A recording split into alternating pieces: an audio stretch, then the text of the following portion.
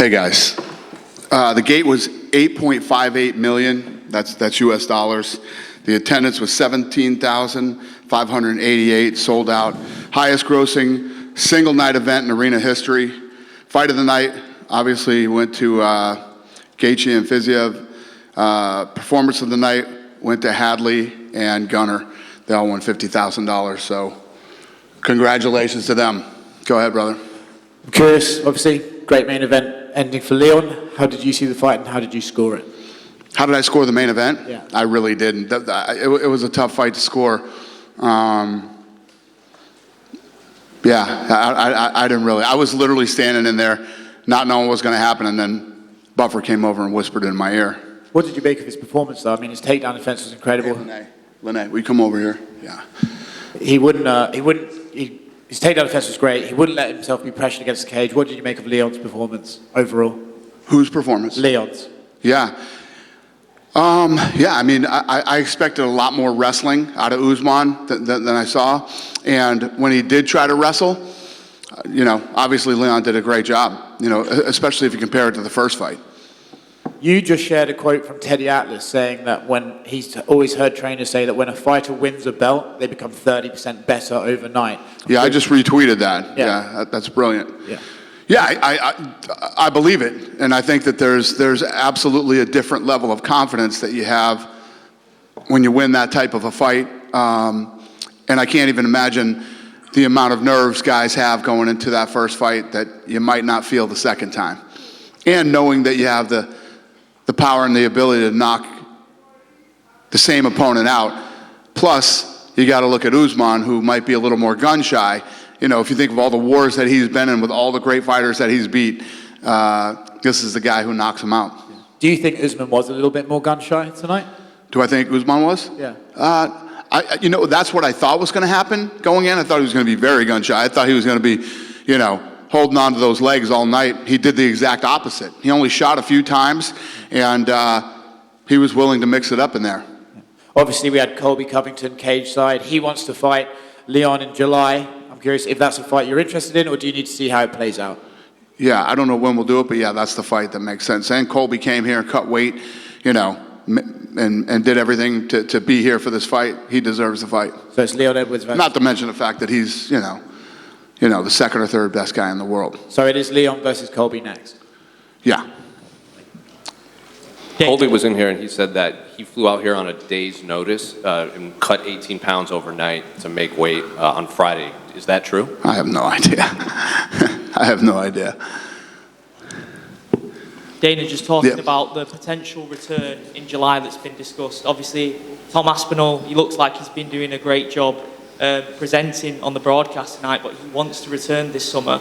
Marcin Tybura is the guy that's been discussed. Is that a fight that could potentially main event the London show this summer? I have no idea. Obviously, if Aspinall's ready and we come back to England, we would obviously use him, but we don't have a date for England. I mean, we didn't even know what the hell was going to happen tonight. So, but yeah, it looks like England has a world champion now, and we're going to be doing title fights here more. So that's great news for the fans, and for yourself as a massive fight fan, you love it over here as well. There's probably going to be some of the biggest nights in UK MMA history on the horizon, even bigger than this tonight now. I agree, and if you look at that division, there's a lot of great fights to make now if Leon's a champ. And, for people who've never been here, I say it all the time about the fans and the energy and things here, but also, every time you do a fight, it's about a destination.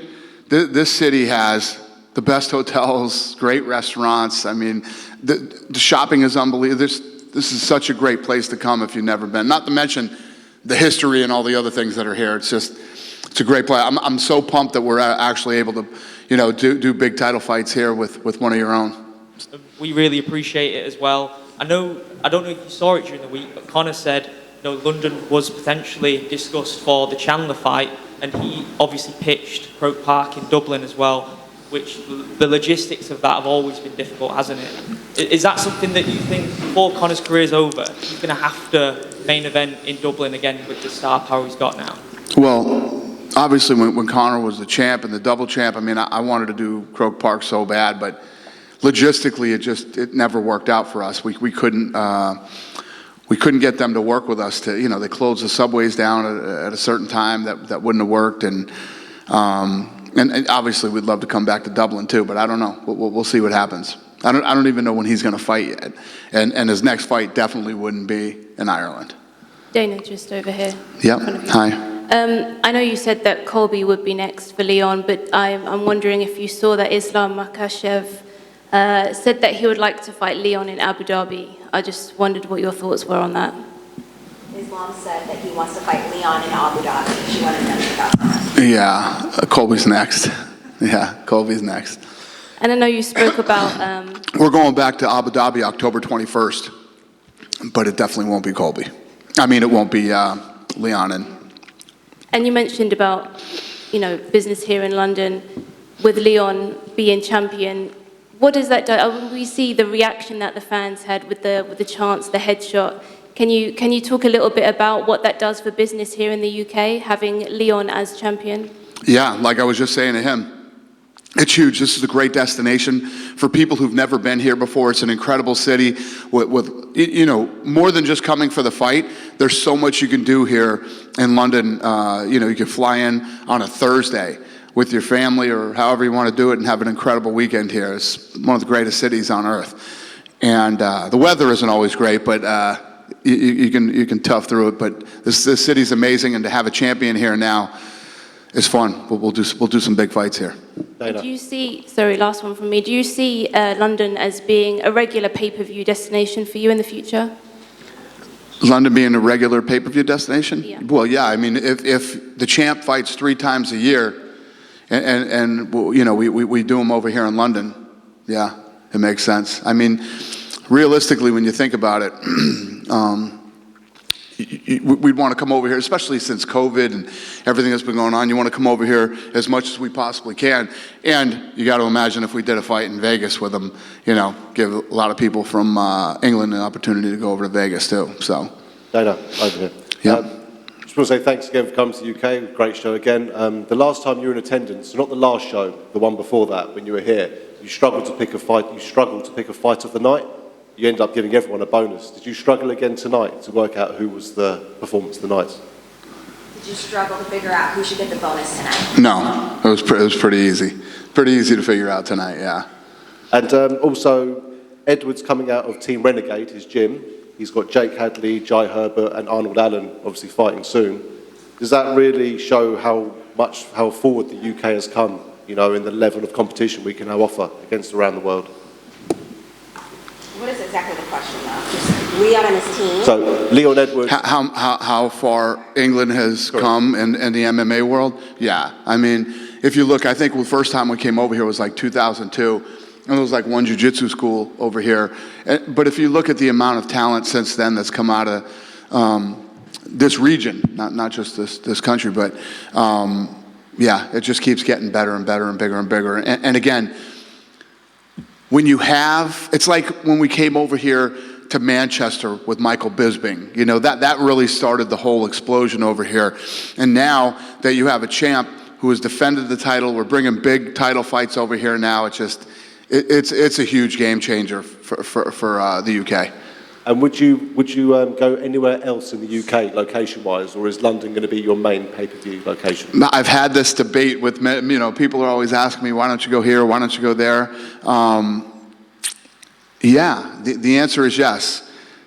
I don't know, we just have to figure it out. It's just something that we have to get in the office and look at and figure out. I mean, the O2 has been great to us, and London is a great city to hold fights, and I don't know. We'll see, but the answer is yes.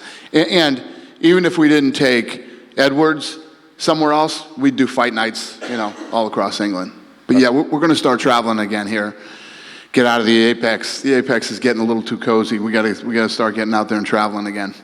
Fantastic. Really appreciate you coming back. Hey, Dana. Thank you. Far right. Yep. Hey. Hey. The O2, the lights went out for a few seconds. Do you know what went on there? I have no clue. Some production shit. Okay.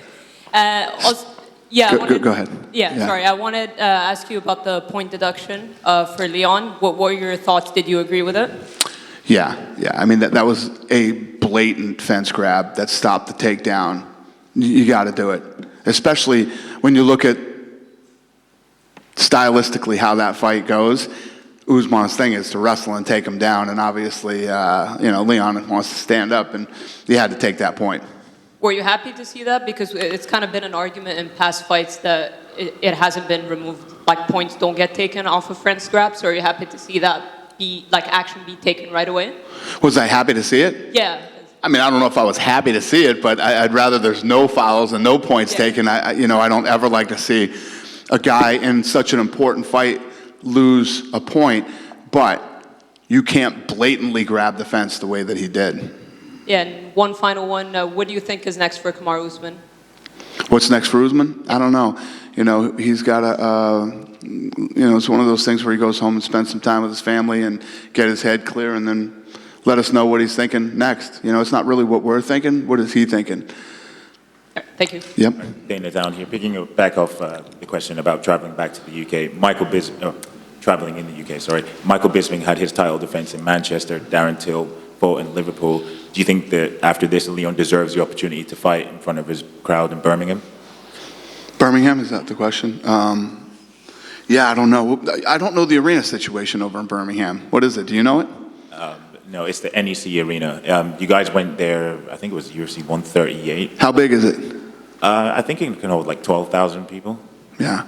All this shit's a blur to me. You know what I mean? I do this every Saturday night, so I don't know. The answer is yes. I mean, we would absolutely, positively look at it, and just something we got to figure out. And I know that you pretty much confirmed that Colby's going to get the next shot, but if Jorge Masvidal was to do something spectacular against Gilbert Burns, would you be willing to give him the title shot, given the history that he has with Leon? Colby gets the next shot, no matter what happens. Dana, just in front of you here. I wanted to ask, during the week, there was a little bit of controversy, maybe because you weren't looking for controversy with this Conor McGregor thing with the USADA situation. He's come out and he said that USADA is going to be fired, that perhaps there won't be any USADA with the UFC. What's the latest on that? Conor said that USADA is going to be fired, so he was trying to ask the latest on that. So what's your question? What's the latest with USADA? Are you going to maintain this relationship that you've got with them? Have you ever heard of Jeff Novinsky? Yeah. Ask him these questions. I don't give a shit about any of that stuff anymore. That's his problem. I don't get involved in the drug testing situation whatsoever. I know nothing about it, and I don't want to know nothing about it. I leave it to the expert. He's the expert in this thing, and you guys call him and interview him anytime about it. It seems pretty important, though. I mean, this is your biggest star who's coming back after 2 years out. This seems like the only thing in the way of it happening. He's ready to go. He could probably fight tomorrow if he wanted to, Conor, right? And Michael Chandler certainly as well. This seems like the only stumbling block you guys have left. Yeah, I mean, Conor coming back and coaching the Ultimate Fighter was like a step toward coming back. He was telling me Monday that it felt good to be there again, felt good to be in the gym with other guys, felt good to train, felt good to be in Vegas, all that stuff. I think it's, I don't know if Conor's not ready to come back and fight tomorrow, but the Ultimate Fighter was a big step in that direction and getting him back and getting him mentally and probably emotionally ready to start training and get back to camp. By the way, actually, you're a big boxing guy. Can you believe they haven't made this Tyson Fury and Alexander Usyk fight yet? Can I believe that what hasn't happened? Fury and Usyk. Usyk and Fury. Yeah, it's scheduled though, right? No, never happened.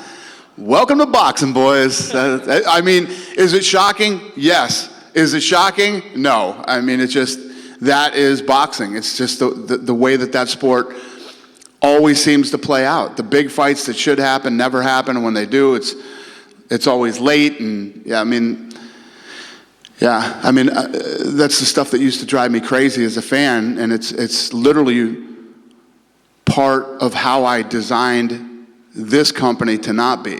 We try to make the big fights when it's time to make the big fights. And I mean, think about this.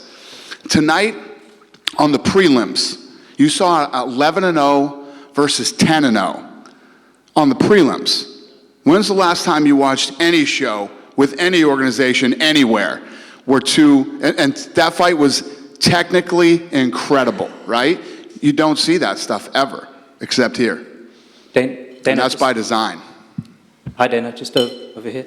1 year ago, I asked you, are UK fans the best in the world? And you said, if you've never watched a fight here, you need to definitely come here and watch one. So I wanted to ask you, how did the atmosphere today compare to the atmosphere to other fights you've been at? Yeah, well, there's great atmospheres. You got Australia, which... I mean, how did the atmosphere in the UK today compare to all the other fights in the UK that you've been at?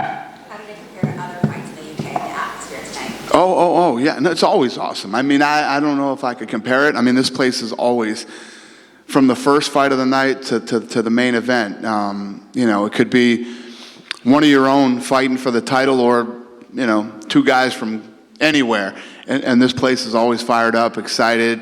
You know, I love the chanting. I love the, you know, that seems like it's almost scripted, you know, how everybody just picks up the same thing and starts chanting it. Half the time, I don't even know what the hell they're saying, but they do. It's pretty fascinating. It's a fun place to come watch a fight. And I know a lot of people personally who flew out here for this fight to check it out. And you did mention that you're going back to Abu Dhabi in October.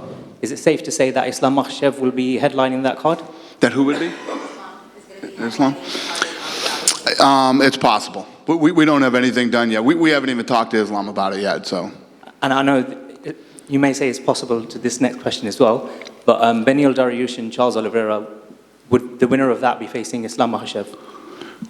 The winner of Beneil and Oliveira, will they be fighting Islam Makhachev? I don't know yet. And just a final one from me. I think in the last week or so, there was some reports that Alex will be defending against Yair Rodriguez. I think is targeted for International Fight Week. Are you able to confirm that maybe that is the plan? Who is Versus Yair for International Fight Week. Shit, I don't know. But those two are definitely fighting. I don't know when it will be, though. And just a final, very light-hearted question. One more thing you said last... But if it was finalized, we would have announced it. You know what I mean? One more thing you said to me last year, one thing you love about coming to England is you love the Asian/Indian food. So have you had time to have a good curry? Gymkhana last night. Yes, it was incredible. It's amazing. Yeah. The Indian food here is next level. Thank you. Yeah. Dana, just wanted to ask where we're at just there. Where are we at with Paddy Pimblett's return and when can we see Paddy back? Yeah, possibly in October. Do you miss him on nights like this and in pay-per-views in general? And do you still think he's a bigger draw as he was in December? Do I think? Do you miss him on nights like this, and do you still think he's just as big of a draw as you did in December? Yeah, I mean, we have a lot of guys that you know, depending on where you take them, that are exciting and fun. But Paddy's awesome and always fun to have on a card. Yeah, I guess the answer is yes to your question. Yeah, thank you. Just a quick one here. Yeah. Just wanted to get your thoughts on Anderson Silva being inducted into the Hall of Fame. Anderson Silva being inducted to the Hall of Fame tonight. Yeah. Yeah. I mean, he's one of the greatest of all time. And, yeah. Finally. I mean, he should be. We invited him out, but he couldn't make it. We wanted him to be here for it, but he couldn't make it tonight. Dana, one more. Dana, Go ahead, brother. When Justin was in here earlier, he was saying that he's fought Fiziev, who was behind him in the rankings. He now should fight in front of him in the rankings. Is that how you see that going? Do you think he'll fight someone in front of him in the rankings next? And the only guy that isn't booked, I believe, is Dustin Poirier. Would that make sense? And is there any idea of what's going on for Dustin next? Do you want me to say that again? It was a long question. Should be fighting somebody above. Should Gaethje be fighting someone in front of him in the rankings? And if so, should it be Poirier? Gaethje? Yeah. Yeah, I don't know. I mean, you know, tonight he fought a tough fight, close fight, and I don't know. We'll see. Yeah, I understand what you're asking me. It puts him in like a weird position tonight. Yeah, I don't know yet. I don't know. This is, you know, a lot of these questions. We go home. And Tuesday, we get back in the matchmaking room and we start kicking ideas around. But the problem is the fans are all excited now, Dana. We want to know now. I hear you. Well, the other thing is, I think Jojo Wood, she said in the media day that I think she's got this fight and then only one more fight on her contract. Does a win tonight mean that contract negotiations could start up with her again? Jojo fight left. Since she won tonight, does that mean that you guys might negotiate a new contract for her? Yeah, we love her. Yeah, I'm sure we'll get something done with her. Yeah, she's awesome to have around. And the answer is yes. Hell yes. Great. We'll get a new deal done with JoJo. Yeah. Thanks, man. Cheers. Dana, one more question from me. Are we going to see the Power Slap in the UK? Because I love that show, man. Are we going to see Power Slap come to the UK? My man. It's fascinating you asked me that because the numbers were. It's baffling. It's funny because it's unbelievable and baffling, but at the same time, when I looked at this thing back in 18 and it had 350 million views coming out of, with the production value that it had and everything else, my big question was what would happen if it was done right, and we found out. And then tonight, Frank, who is the president of the company, hit me up and said that he's been fielding international calls over the last several days. So, a lot of people were shitting on this thing. Watch what we do with this thing in the next 2 years. And the answer to your question is yes. What we're doing now is we're going out and,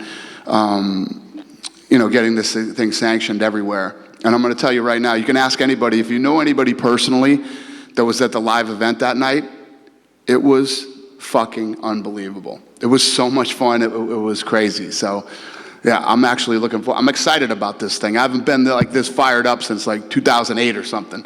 So, yes, I'm excited about it. If you need a matchmaker, let me know. I've got lots of guys interested. The matchmaker, let him know. He has some guys that are interested. I got it, all right. I might hit you up on that. We actually have a matchmaker. Her name's Erica. It's a woman, actually, who's the matchmaker for it. Yeah. But thank you. Dana, over here. Yeah. The first question is, you said that Colby is next for Leon Edwards. So where does this situation put Belal Muhammad? He's on a great win streak. He's been complaining that Colby is ducking him. So what do you think about his position right now? You know you got a bad accent when my translator doesn't know what you said. No, I have a bad accident, yeah. What's next for Belal? Where's Hunter? Who's Belal fighting? I forgot. Huh? Yeah. Rakhmonov. We're working on it. And I'm speaking about a longer perspective, like 5-10 years. You said that now Britain has a champion and you can hold pay-per-view events. What about having pay-per-view events in England even without British champion, with that kind of fans? What do you think about having pay-per-view events in England without even a champion fight on it? Just having big fights here? I think that's a really bad idea. Yeah. You do fight nights and they're not paid. Listen, times are tough right now, and we do like anywhere from 12 to 14 pay-per-views a year. To try to do pay-per-views, do you work for ESPN? No, not. Okay. Yeah, it's tough to do to people. That won't happen. Not while I'm here, anyway. Okay, and the last one from me. Every time you come to Europe, the reception is great. The last year's Paris was one of the best year's event. So do you have any specific plans for this year for a new location or maybe some location in Europe that weren't used in many years, like Sweden, Poland, Czech Republic? Do you have any new locations in Europe that you plan on going to this year? Yeah, so I did a scrum yesterday. I was telling everybody that we have fights booked up until June right now. And on the, how the war room is laid out, I'm sure you've seen it online or whatever, but it'll tell the date and then where it is. And when it tells where it is, we have like 5 or 6 locations written on all the boards. So we're still kind of working on where we're going. But like I've said many times, we're ready to travel. And we're going to go to places that are easy to do business and cities that are destinations. Last year, every event was a sellout. We sold out every event last year. And with the exception of Brazil this year, every gate has been like a Madison Square Garden type gate. So, the fact that we're getting back out there and hitting these locations that we haven't been to in a long time, it's probably going to take us 3 years to hit all the places, that we've been in the past. So it's not anything that's going to really happen this year. We'll hit all these big destinations, but over the next 3 years we will.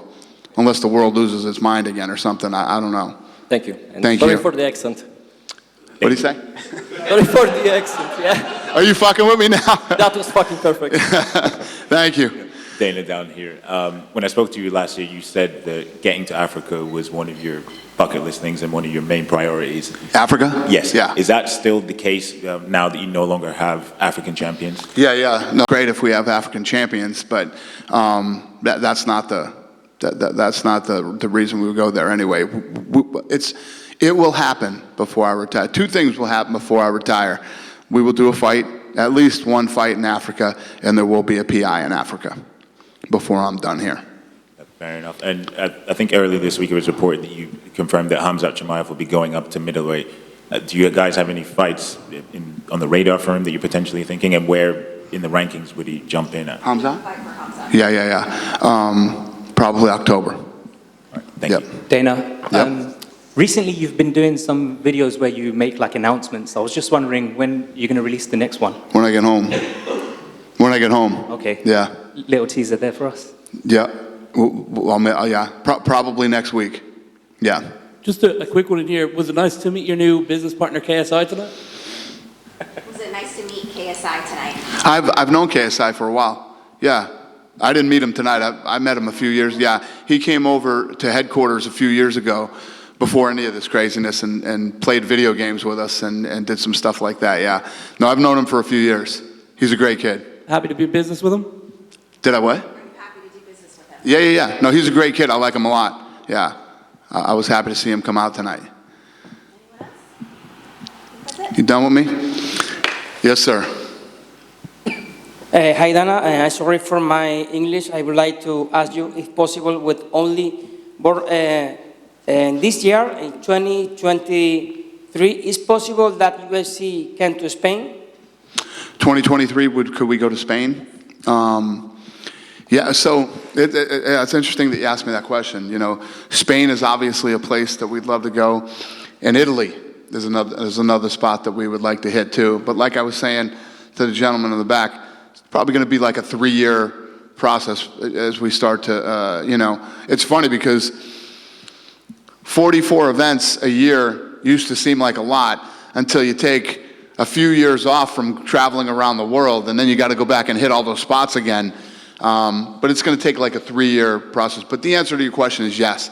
Spain and Italy we'd love to go to too, just like we would love to do a fight in Africa. Okay. We will wait in Spain as soon as possible. Thank you. Thank you, sir. Was that a question? What did he say? You have no idea? Huh? He just told you hurry up. Yeah. He said hurry up. Hurry up, come to Spain. Yeah. Okay. I'm on it. Thanks a lot, you guys. Have a great night.